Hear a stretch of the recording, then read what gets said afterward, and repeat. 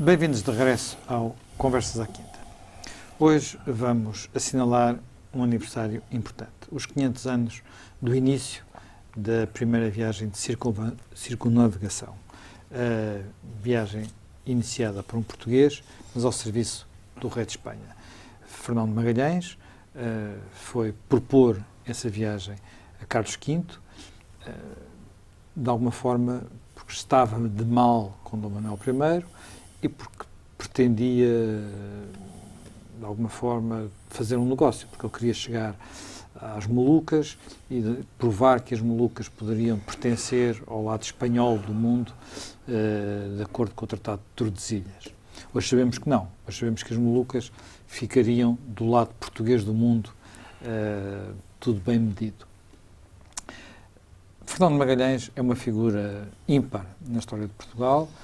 É um navegador que, para muitos, foi um dos nossos maiores navegadores. É uma figura visionária, é uma figura que está talvez um dos portugueses que aparece mais vezes citado tem um cabo com o nome dele, tem uma constelação com o nome dele, tem uma cratera na Lua com o nome dele, tem uma formação em Marte com o nome dele, portanto, é das figuras mais reconhecidas internacionalmente. Foi já eleito como sendo uma das maiores figuras da história da humanidade por algumas revistas internacionais, nomeadamente quando foi a passagem do milénio, a par com Vasco da Gama, mas não é muito reconhecido em Portugal.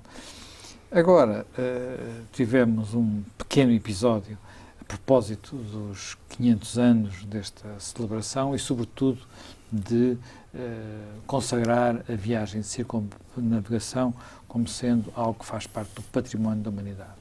Portugal apresentou uma candidatura à Unesco, houve ali pareceu haver algum desentendimento com Espanha, uma vez que a viagem foi feita ao serviço de Espanha e terminada por um espanhol, mas precisamente por um basco, Sebastião de Elcano. Jaime Gama, Fernão de Magalhães é um herói português ou, de alguma forma, foi um traidor?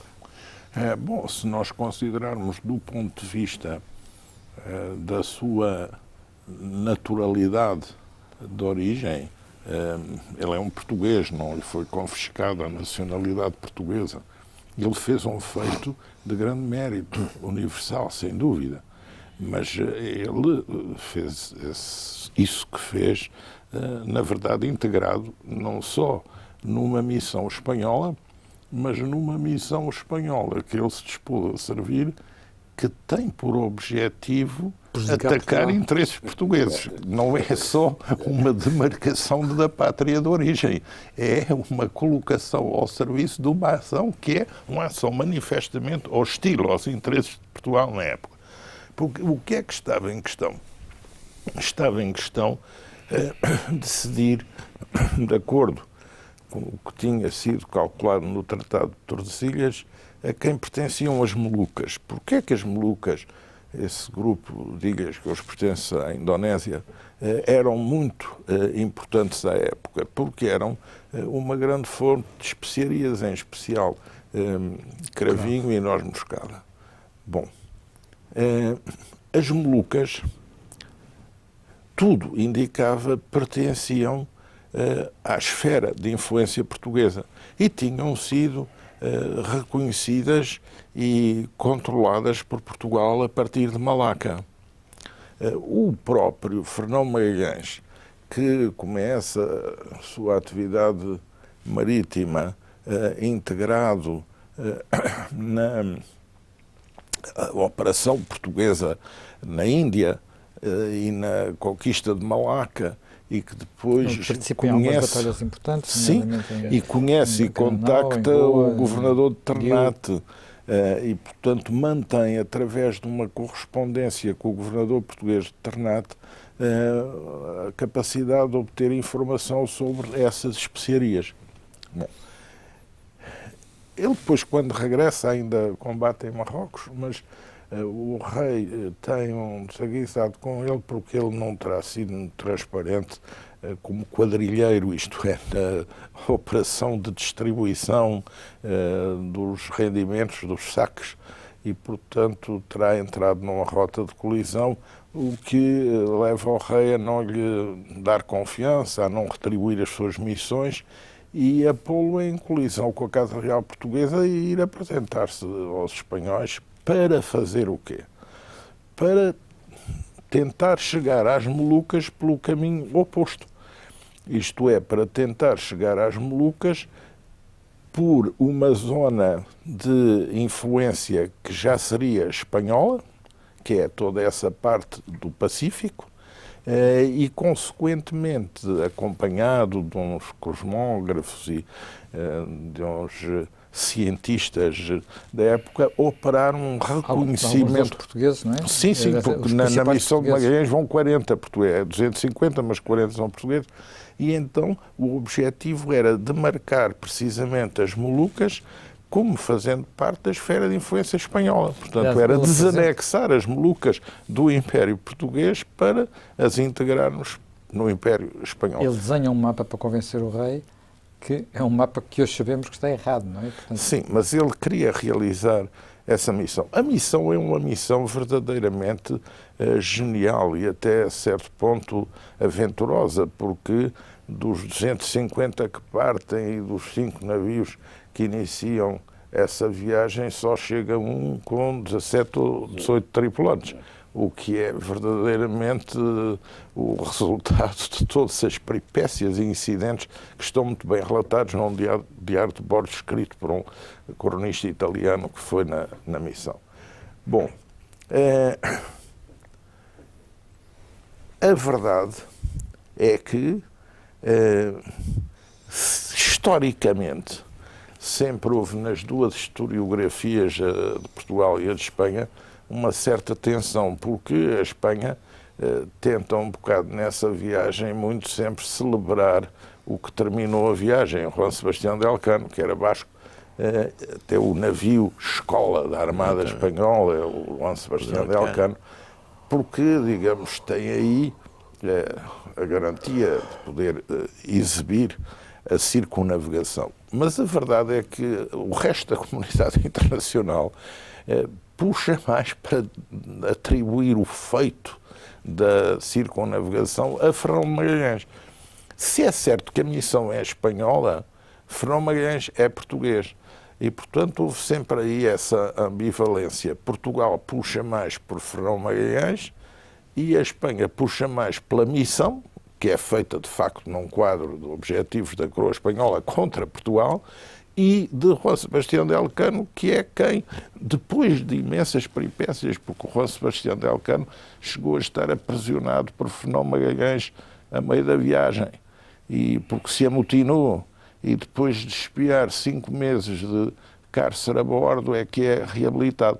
E mais à frente, quando o próprio Fernão Magalhães é assassinado nas Filipinas, não é o Sebastião de Elcano o que tem primeiro o comando. Há vários portugueses que ainda têm transitoriamente o comando, há várias desavenças e só no final é que ele comanda a missão. Não, aliás, há vários paradoxos aqui, quer dizer, o próprio plano de Magalhães não era dar a volta ao mundo, não era fazer... Era às Molucas. Era chegar às Molucas e voltar para o mesmo caminho. Exatamente.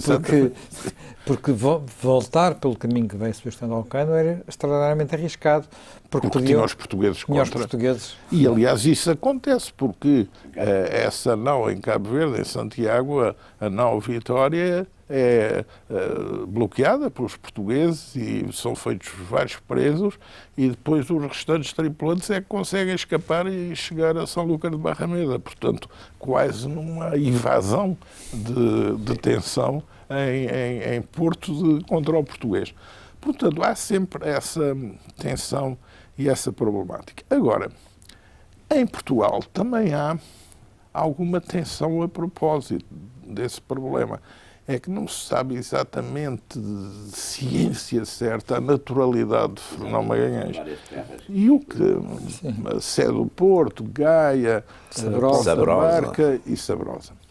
Em relação a Sabrosa, não há dúvida de que este atual comissário português para as celebrações do 5º centenário, como presidente da Câmara de Sabrosa em 2006, começou a agarrar esse tema e com alguma iniciativa, primeiro para impacto local, fez de Sabrosa uma centralidade com a figura de Fernão Magalhães e com algum sentido mediático. Até há vinho Fernão Magalhães e foram feitas imensas celebrações. E foi como que instalando uma conexão definitiva, um bocado também por desistência da historiografia das outras localidades concorrentes, foi centralizando. Também é difícil estabelecer algo. Sim, é difícil. Não é? Sim. Mas foi centralizando em Sabrosa a terra de naturalidade de Fernão de Magalhães. E como tem algum talento mediático, veio convencendo as autoridades e sucessivos governos de que isso era para transportar para o nível do Estado e do governo português. E o governo português, apesar de ter acordado com o governo espanhol realizar iniciativas conjuntas e até fazer uma exposição itinerante conjunta, a verdade é que deu gás e aprovou um plano delineado por esse comissário, que está, aliás, colocado no Ministério do Mar e não no Ministério dos Negócios Estrangeiros, que é, digamos, um plano sabrosista, isto é, municipal, transposto para a esfera do Estado, de celebração da viagem de circunnavegação e, portanto, com algum descontrole historiográfico e algum descontrole diplomático, a verdade se diga. E por isso agora o ministro Santos Silva teve que ir à Espanha para fazer um arremedo e para repor uma certa coordenação nos factos. Sim. Bem, mas há um aspecto que eu acho que é interessante, que é esta viagem teve um lado que torna Magalhães, não direi único, mas particular no quadro dos navegadores portugueses. Que é, muitos dos navegadores portugueses, mesmo por vasta gama, fizeram as suas viagens por aproximações sucessivas, não é? Foram viajando ao longo da costa de África, depois voltavam para trás, eram viagens que eram saltos calculados. Sim. A própria viagem de Gama, quando chega, quando vai até Calicut, leva um piloto árabe, portanto, a travessia do Índico é feita com um piloto árabe.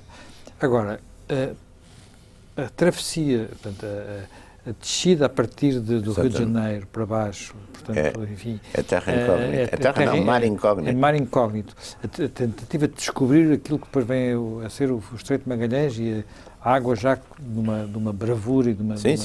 O Cabo Horn. Não é o Cabo Horn, Ele não passa o Cabo Horn, é um pouco antes do Cabo Horn, portanto, o Estreito de Magalhães.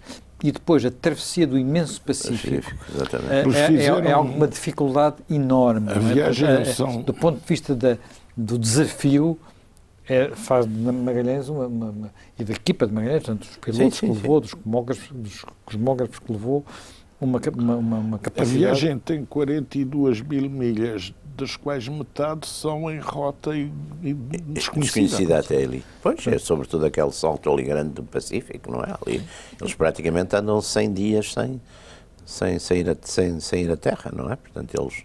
Não, isso é um ponto importante, não é? Porque eles descem do Rio de Janeiro, não é? Portanto, chega ali ao fim da ponta, não é? Da América, e depois ali faz um bocado tentativas, não é? Até que, aliás, um dos navios até desaparece. Em que ele enfrenta as solvações, as revoltas. Exatamente, eles estão ali, hibernam ali 5 meses, não é? E depois fazem uma... E, portanto, sim, tem esse lado de rasgo e depois toda a navegação do Pacífico até chegar àquela ilha, como é que se chama? A Ilha dos Ladrões, não é?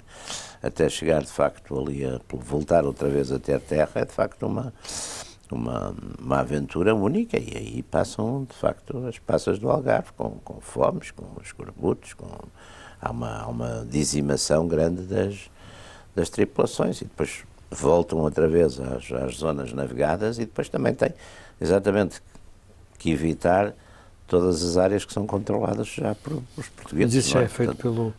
Já é feito pelo pelo coisa. Mas... E é interessante, porque aquela morte dele ali, quer dizer, também é um episódio assim um bocadinho, enfim, sem... Mas que é interessante, o Fernando Pessoa tem aquele, na mensagem tem um poema ao Magalhães, onde o nome dele só vem no título, não é? O poema é muito bonito, que é exatamente aquela, digamos, os demónios da terra, os géneros que estão furibundos, porque por um lado estão contentes porque acabaram de saber da morte dele, não é? E por outro lado eles foram de certo modo vencidos, porque o Pessoa aí simboliza um bocado, quer dizer, uma espécie de última etapa, não é? Que é exatamente a dar... Agora, enfim, surgiu agora uma ideia, entre alguma historiografia, que essa morte, enfim, posso estar a exagerar um pouco nesta expressão, mas é quase um suicídio, no sentido em que... Sim, é um combate desigualíssimo. É um combate muito desigual, numa circunstância eventualmente desnecessário. A gente sabe que ele está mal partido numa luta local. Desnecessário. Porquê? Porque ele não tinha que ficar por ali. Ele começa a demorar-se naquelas terras. E porquê é que ele se demora? Há quem diga que ele se demora porque os seus cosmógrafos, as pessoas que levavam com os seus pilotos, percebem que as Molucas de facto ficam no lado português, sim. E que, portanto, se vão regressar à Espanha, vão regressar com mais notícias. Sim. Portanto, não vão trazer a Carlos V a notícia que Carlos V espera, não é? Que ele quer. Podem regressar, como regressou Sebastião de Alcano, com uma nau cheia de especiarias, mas aí esgota-se o prémio da viagem, não é? Não há mais nada que ele possa e ao final, portanto, a missão de Fernão Magalhães é um fracasso face àquilo que se propunha, porque as Molucas ficam portuguesas. E há em 1524 um ano a primeira negociação, em 1524 no Caia, e em 1529 ao Tratado de Saragoça, em que o poderoso rei de Espanha admite ceder os eventuais direitos que poderia ter sobre as Molucas à coroa portuguesa a troco de 350 mil ducados de ouro. Portanto, o essencial da missão falhou. Mas do ponto de vista da realização da circunnavegação, isso, enfim, tem uma dimensão que extravasa tudo o que se possa pedir e exigir esse tipo de aventura extraordinária. E ainda há outro aspecto que é curioso.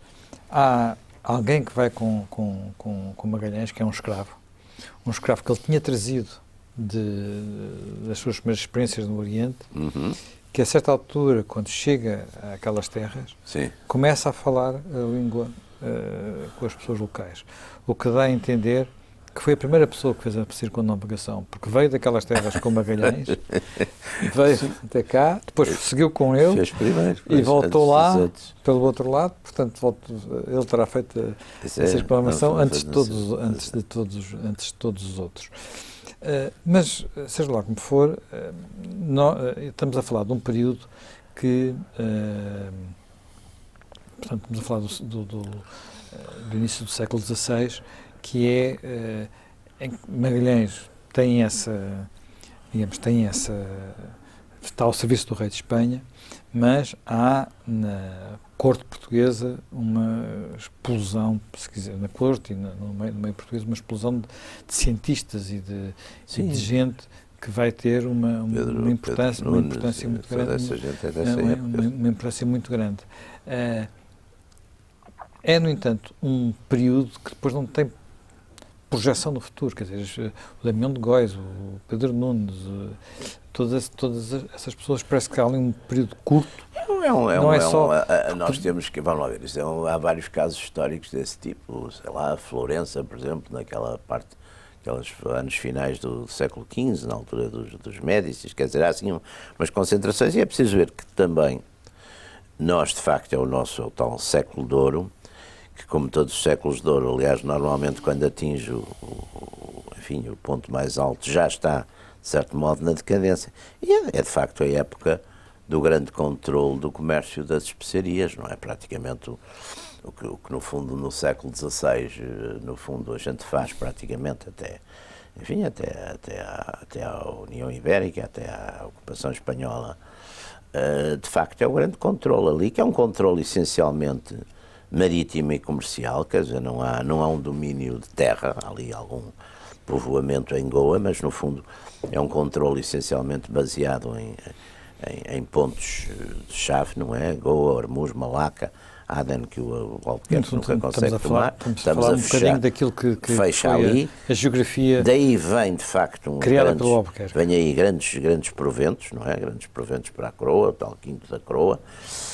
Há aí, de facto, um desenvolvimento. Aqui também de facto, aparece uma série de pensadores, de escritores, de cientistas. Há um contributo, aliás, muito grande, quer de Espanha, para o progresso, enfim, das ciências, para a descoberta de uma quantidade enorme de produtos novos. Aliás, aqui há uns anos houve uma exposição ali na Gulbenkian muito interessante, que era, se não estou em erro, 360 graus, que era exatamente o contributo dos portugueses e dos espanhóis. Mas aí os outros povos, e nomeadamente os ingleses, tiveram sempre, aliás, nós aí apanhamos por tabela por causa da Espanha, lançaram sempre aquela lenda negra para que aqui a Península éramos atrasados por causa da religião católica, da Inquisição e tudo isso. E há ali, de facto, mas isso não há um... E depois o Antero de Quental veio, enfim, modernamente, enfim, pegar outra vez nisso, não é? Portanto, nós tivemos sempre um apoucamento muito grande de toda essa época, nesse sentido, não é? Ou então apresentando essas figuras como uma espécie de heréticos, de figuras que estavam contra o poder e contra o tempo.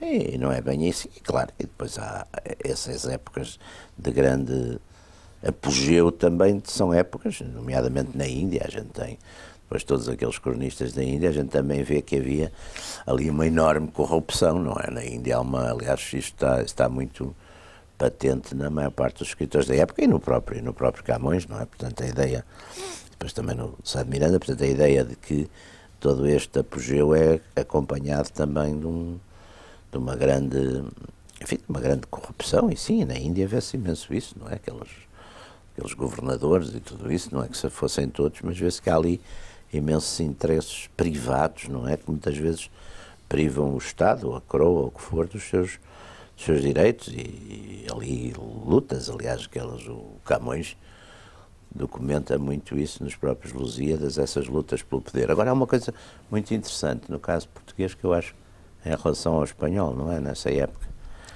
sobretudo na época é que quando vem a ordem do Carta do Reino, não é? Para decidir, ninguém resiste. Aliás, o caso mais paradigmático é o do Albuquerque, não é? O Albuquerque, quando o rei Dom Manuel decide que ele venha, o chama, e o Albuquerque, se não quisesse vir, não vinha, quer dizer, ninguém o tirava de lá, ele estava ali, era ele que mandava.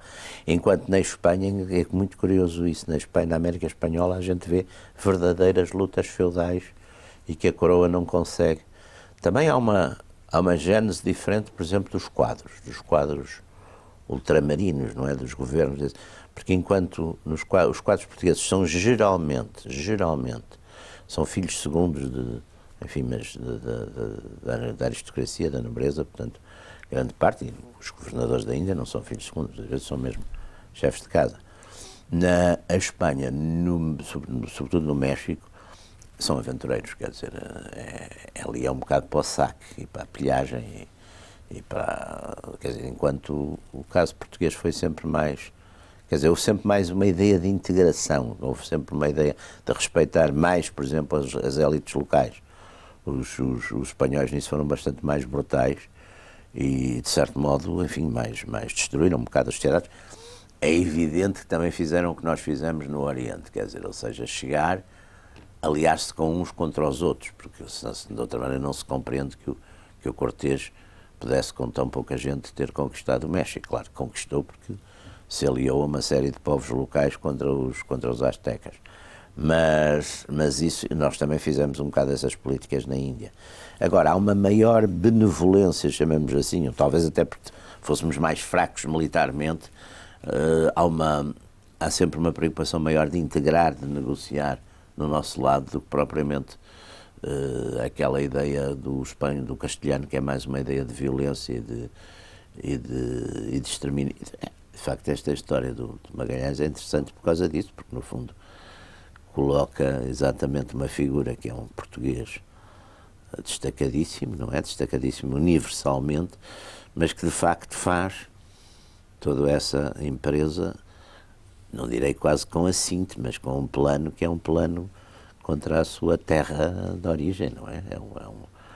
No fundo, o que ele quer é provar uma coisa que vai prejudicar profundamente interesses portugueses, não é? Mas na altura, também, quando nós falamos de Portugal e de Castela, não é? E de Espanha... Aqui já é Espanha, não é? Aqui sim, já é Espanha. Já é quase Espanha. Já é quase Espanha. Estamos a falar de realidades que não são exatamente as que... Digamos, a noção dessas realidades não é exatamente a que temos hoje, porque a proximidade, nomeadamente entre os dois reinos, na altura é grande. Dom Manuel tinha acabado de casar com uma filha dos Reis Católicos. Com uma filha dos Reis Católicos. Dom Manuel desenvolve uma política matrimonial para ver se consegue, através dessas combinações matrimoniais, ser rei de uma Espanha e um Portugal unidos. Mas essa tática de Dom Manuel faz efeito totalmente contrário e o resultado vem a ser o oposto do que Dom Manuel queria, com os Cortes de Tomar. Portanto, há aí uma grande ambição de união sob liderança portuguesa. Mas já se tinha passado o mesmo com Dom Afonso V, exatamente. Com Dom Afonso V, depois com Dom João II, que também houve se procurou um tipo de união com casamento, portanto, isso estava havia essa preocupação de que isso viesse a acontecer. No fundo era fazer aquilo que Alves Barrota... Na altura, a Espanha unifica-se porque consegue absorver o Reino de Granada.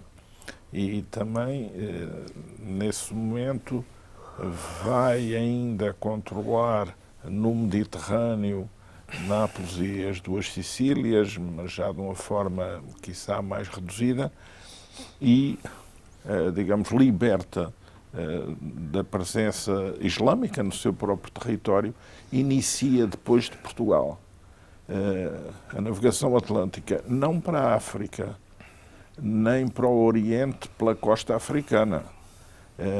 Procura controlar as Canárias, para a Espanha é muito importante esse ponto de apoio, e depois procura não navegar no Atlântico para norte, porque aí estão os ingleses, holandeses e outros, mas procura navegar para o Atlântico Sul, de certa forma consolidando-se na América Central, no Caribe, e contornando o Brasil. É muito importante contornar o Brasil, ou por via marítima, ou por via terrestre, a partir da Colômbia, do Peru, do Istmo de Panamá, e chegar até a Argentina, cá embaixo, não é?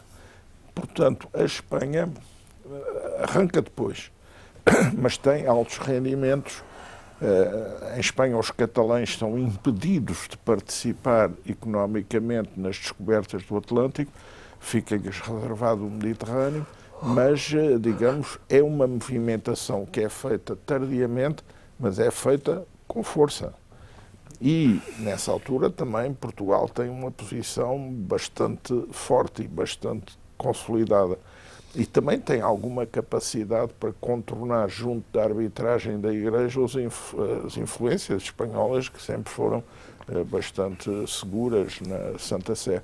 E, portanto, há aí, nessa altura, um momento em que Portugal e a Espanha lidam de igual para igual nessa partilha do mundo. É esse o sentido do Tratado de Tordesilhas e de várias das negociações subsequentes. Isso é também algo a ter em conta e que é muito importante.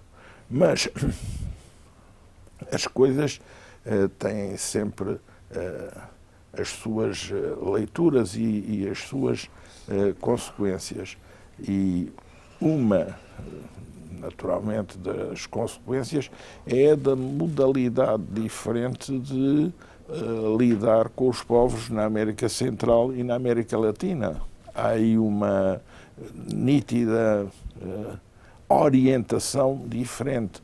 Por outro lado, há também a capacidade dos portugueses de chegar até ao Oriente pela costa africana muito antes dos espanhóis terem conseguido, a partir do México, alcançar as Filipinas.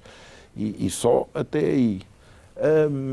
A expedição de Magalhães, se é importante do ponto de vista universal, e é para nós um motivo de orgulho que tenha sido um português a fazê-lo, embora do lado errado da história, mas a verdade é que essa expedição é feita, digamos, para contrabater o que é o avanço português à escala da dominação global à época, porque é a capacidade dos portugueses, a partir da Índia, conquistarem Malaca e, a partir de Malaca, desenvolverem um subimpério regional marítimo português na zona, descendo até ao Ternate e às Molucas, que torna extremamente vital a missão de Magalhães ao serviço de Espanha, que vai depois e tenta fazer o possível. E também é extraordinário como ainda hoje nas Molucas essa presença católica e portuguesa, católica levada pelos portugueses,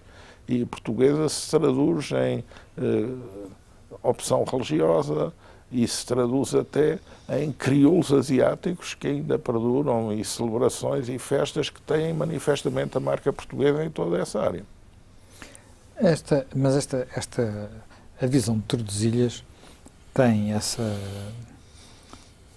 permite que os espanhóis ocupem as Filipinas, mas depois rapidamente deixa de fazer muito sentido, porque os portugueses acabam por chegar a áreas que estão claramente do outro lado, quer dizer, chegam a Macau, por exemplo, estabelecem-se em Macau, vão até ao Japão. Embora para lá vamos lá ver, para lá do Estreito de Malaca seja aquilo que se chamava o Império Informal, ou seja, não há propriamente domínios da coroa de Portugal. Há portugueses que estão o Mendes Pinto conta um bocado isso, não é? Mas há portugueses que estão desde que se instituem como uma espécie, às vezes, de soberanos locais, outros que são conselheiros, outros que são mercenários, outros que são piratas, outros que estão aliados aos governos locais para combater os piratas. Quer dizer, há portugueses e pequenas forças portuguesas e expedições, mas não há propriamente... Porque há por todo lado. Se repararmos, estão por todo lado. Agora, se repararmos, depois não há propriamente domínio português no sentido político-administrativo, não é? Aquilo que é um bocadinho o império informal e que perdura em muitos aspectos. Agora, acabaria por haver em Timor. O limite aquilo que a gente podia chamar uma espécie de soberania colonial, digamos, com um sentido de ligação política ou administrativa ao reino, acaba de facto ali no Estreito de Malaca, não é? Mesmo Macau são feitorias, são formas, digamos, parapolíticas, mas normalmente são muito mais presenças de tipo de influência, de comerciantes, de piratas, de mercenários, etc. Isso é um mundo, portanto, muito fragmentado nesse aspecto. Quer dizer, aliás, ali, aquela zona sempre teve esse tipo de formas, enfim, intermédias. Havia uns rajanatos, por exemplo, ali havia em Sarawak havia aquele famoso James Brooke, o Rajá de Sarawak, que aliás era o grande inimigo do Sandokan, mas que durou. Era uma espécie de rajanato, mas que durou até meados quase do século XX, quer dizer, era uma família de origem inglesa que dominava ali. Portanto, todo esse tipo de microestados, ali havia muitos microestados ali também, que própria geografia prestava-se a isso, não é? Porque depois é que vieram, digamos, já tardiamente é que vêm, de facto, as colonizações nos lados ingleses, noutros holandeses, etc. Mas houve sempre ali uma atomização de poder e de unidades de poder muito curiosas. Agora, uma celebração conjunta Espanha-Portugal da viagem de Fernão Magalhães de circunnavegação é uma coisa interessante em termos de cordialidade do mundo atual. Mas é uma coisa que carece de um enquadramento histórico rigoroso. Complexo. Em primeiro lugar, em relação à própria missão, não obscurecendo todas as facetas da missão, a que é que se destinava, quem estava de um lado, quem estava do outro e o que é que isso representava à época. Portanto, não se pode fazer agora uma festividade, digamos, sublimada de uma realidade que não existia. Claro. Primeira coisa. E, em segundo lugar, uma celebração conjunta também deve ser acompanhada de algumas cautelas para que não vá cair em pleno numa concepção muito anglo-saxónica sobre a historiografia nessa época de que havia um império conjunto luso-espanhol ou hispano-lusitano, que é uma coisa que hoje tende muito a aparecer nos atlas históricos. Há o período hispano-português, há o período holandês e há o período inglês, e que só houve esses três impérios, mas que havia um que era conjunto, que era o hispano-português. Isso não existiu. Não. Isso é diferente e é preciso também não deitar muitas flores à luz dos critérios atuais de florir o que se julga que deve ser florido sobre uma coisa que era distinta e que carece também de ser estudada. E o programa que está apresentado para essas celebrações, por exemplo, o programa português atribui muita importância à Rota das Startup Magalhães, Sabores e Aromas Magalhães, Cidades Magalhães, Universidades Magalhães, Escolas Magalhães. Mas era importante que, para além do marketing, também não se descurasse o conhecimento rigoroso da história dessa época e que isso se não perdesse, porque não se pode comemorar o presente na base da ignorância radical daquilo que é o passado. E qual é que devia ser a mensagem relativamente a isso? Porque Magalhães, em muitos aspectos, quer dizer, quando nós olhamos para a figura de Magalhães, é a figura de alguém que fez um feito extraordinário. Mas, ao mesmo tempo, fê-lo, quer dizer, porque tinha... Com certo ressentimento também. Mas era quer dizer... É um ressentido. É um ressentido, parece, em alguns aspectos parece um mercenário. Está zangado com... O seu comportamento em Marrocos é de alguém que era provavelmente corrupto, no sentido em que queria ficar com uma parte quer dizer, mas depois tinha talento, não é? Portanto, mas há grandes homens que são assim.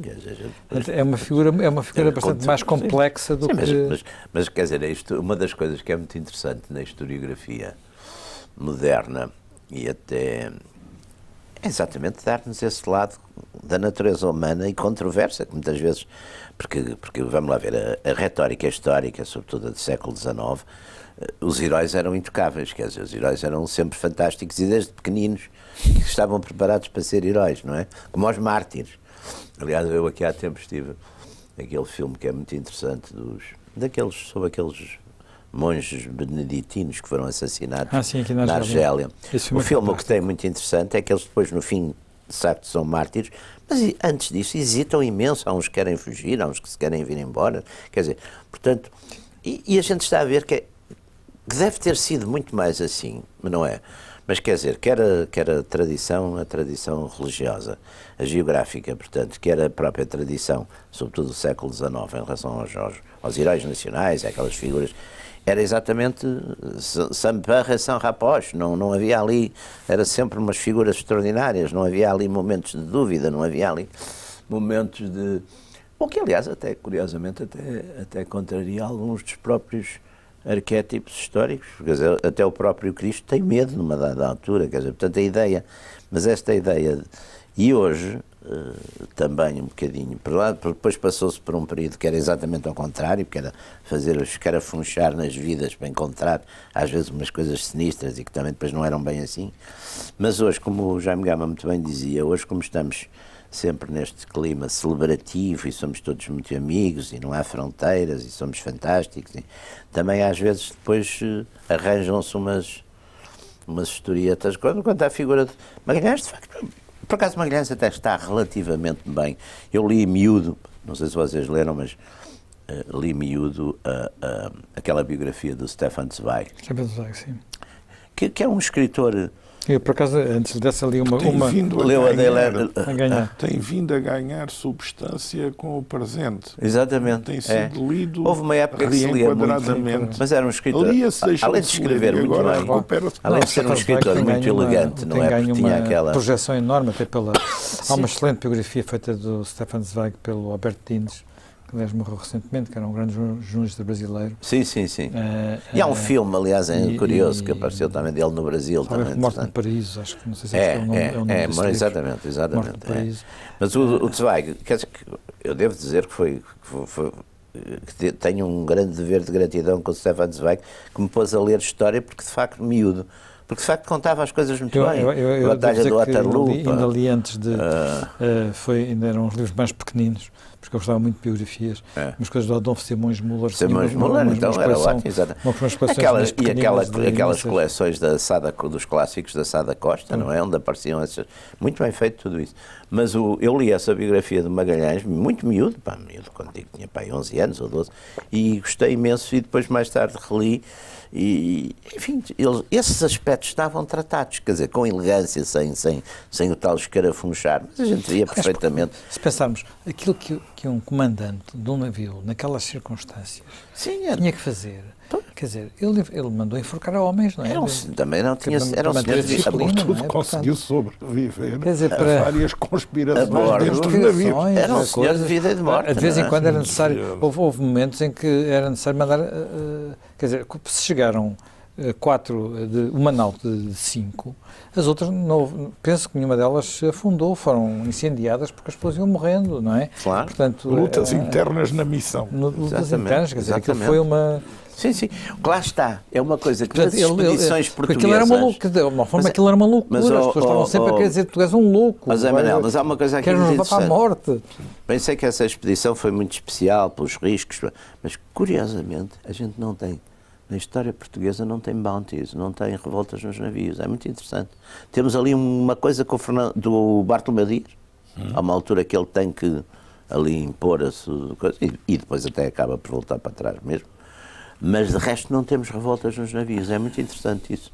Não há revoltas nos navios, não há bounties. Quer dizer, com a dimensão da bounty não, mas pronto, também não tínhamos a quantidade... Não, mas a quantidade de navios para a Índia que navegavam em condições complicadas, não há de facto revoltas. Mas eu acho que ele é um comandante de missão naval endurecido pela experiência que tem, sim, ele tem uma longa experiência na de guerra, Índia e no Oriente, e pela experiência que tem em Marrocos.